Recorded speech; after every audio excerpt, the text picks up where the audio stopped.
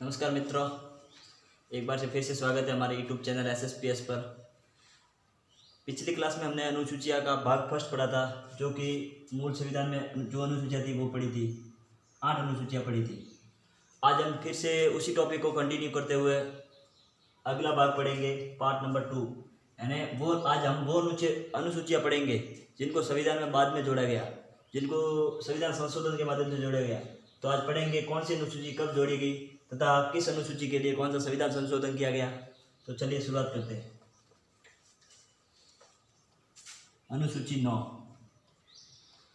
पहले मैं आपको बताना ये चाहूंगा कि मूल संविधान में 8 अनुसूचियां थी। मूल संविधान में 8 अनुसूचियां थी। वर्तमान में 12 अनुसूचियां है। वर्तमान में 12 अनुसूचियां है।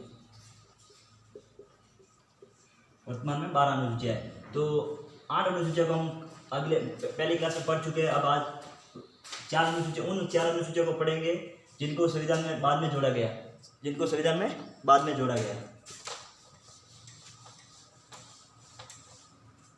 तो चलिए शुरुआत करते हैं।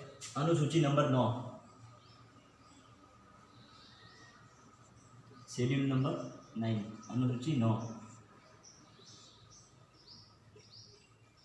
इधर लिखेंगे विषय कि कौन सी अनुसूची में कौन सा विषय है।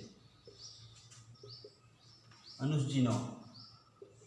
अनुसूची 9 में उन कानूनों को शामिल किया गया है जिनको न्यायपालिका में चुनौती नहीं दी जा सकती।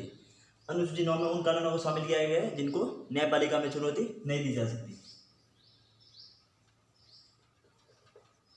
ऐसे कानून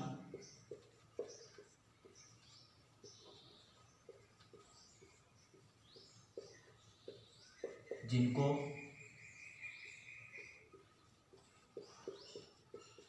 न्यायपालिका में चुनौती नहीं दी जा सकती।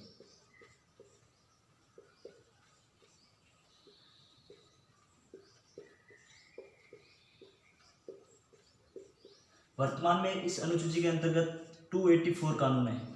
284 ऐसे कानून है जिनको न्यायपालिका के दायरे से बाहर रखा गया है। यानी इनसे संबंधित कोई भी शिकायत न्यायपालिका में नहीं की जा सकती। 284 कानून है वर्तमान में।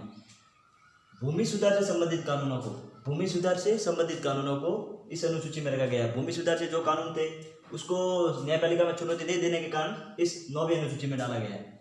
तो नोट करके ये लिखना है, भूमि सुधार कानूनों को न्यायपालिका की दायरे से बाहर रखने के लिए, भूमि सुधार कानूनों को न्यायपालिका के दायरे से बाहर रखने के लिए इस अनुसूची को भारतीय संविधान में जोड़ा गया।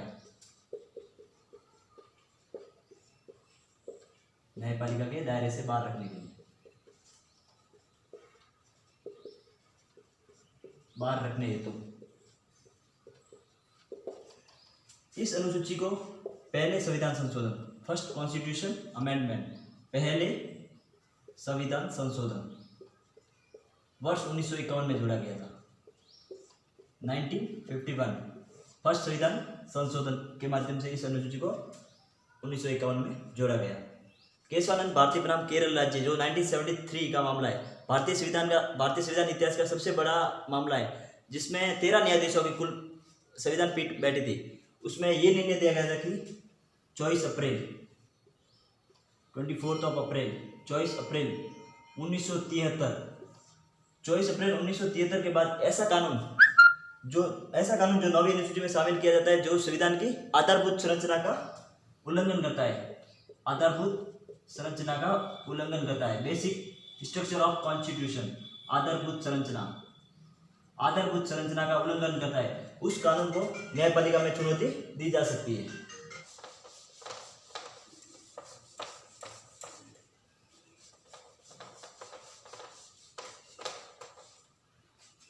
नेक्स्ट अनुसूची पढ़ेंगे 10। अनुसूची 10 शेड्यूल नंबर 10। इसमें दल बदल से संबंधित विरोधी कानूनों को शामिल किया गया। दल बदल विरोधी कानून जो वर्तमान में बहुत चर्चा में है। दल बदल विरोधी कानून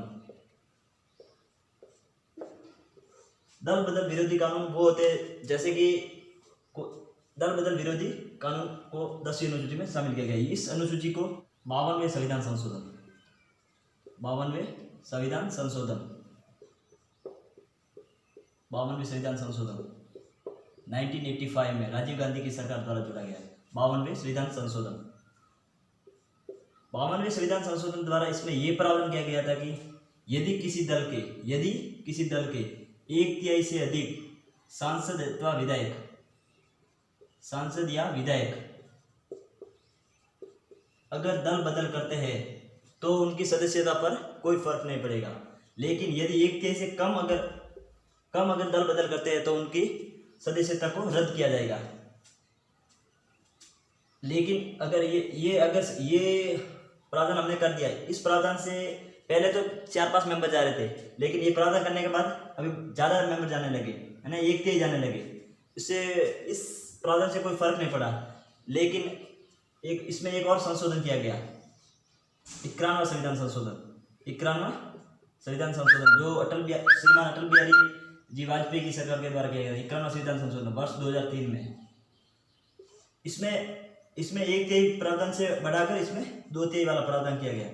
2/3 प्रावधान यानी यदि किसी दल के 2/3 सदस्य यानी 2/3 सांसद अथवा विधायक यदि दल बदल करते हैं, सांसद अथवा विधायक यदि दल बदल करते हैं तो उनकी सदस्यता पर कोई फर्क नहीं पड़ेगा। यदि 2/3 से कम अगर दल बदल करते हैं तो उनकी सदस्यता को रद्द किया जाएगा। इसमें एक मुख्य बात यह ध्यान रखनी है, यदि दल बदल से संबंधित मामलों की सुनवाई संबंधित सदन का अध्यक्ष करते हैं।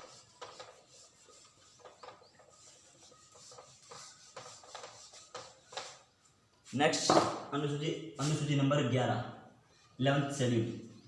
11वीं अनुसूची में पंचायत राज संस्थाओं द्वारा किए जाने वाले पंचायती राज संस्थाओं द्वारा किए जाने वाले 29 कार्यों का उल्लेख है। 29 कार्यों का उल्लेख है। पंचायत राज संस्था है ना, जैसे कि पंचायत समिति है, ग्राम पंचायत है, पंचायत समिति, जिला परिषद, इन सबको हम कहेंगे पंचायत राज संस्था। इस 11वीं अनुसूची में पंचायत राज संस्था द्वारा किए जाने वाले 29 कार्यों को लेके यानी पंचायत राज संस्था 29 कार्य कर सकती है। इस अनुसूची को 73वें संविधान संशोधन 73rd कॉन्स्टिट्यूशन अमेंडमेंट 73वें संविधान संशोधन 73वें संविधान संशोधन के माध्यम से 1993 में जोड़ा गया। 73वें संविधान संशोधन 1993 के तहत जोड़ा गया। अनुसूची नंबर 12 नेक्स्ट अनुसूची शेड्यूल 12।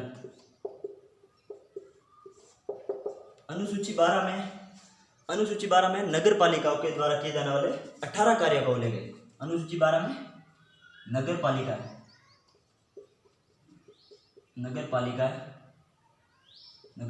द्वारा किए जाने वाले 18 कार्यों का उल्लेख है। कितने? 18 नगर पालिका है, जैसे कि नगर परिषद है, नगर निगम है, नगर पंचायत है, इन सबको हम कहेंगे नगर पालिका है। नगर पालिका के द्वारा किए जाने वाले 18 कार्यों का उल्लेख है। इस अनुसूची को 74वें संविधान संशोधन 74th कॉन्स्टिट्यूशन अमेंडमेंट 74वें संविधान संशोधन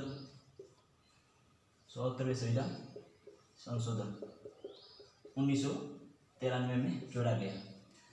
इसमें मुख्य बात ये याद रखनी कि अनुसूची 11 में पंचायत राज संस्थाओं के, लेकिन अनुसूची 12 में नगर पालिका के द्वारा किए जाने वाले 18 कार्यों का उल्लेख है।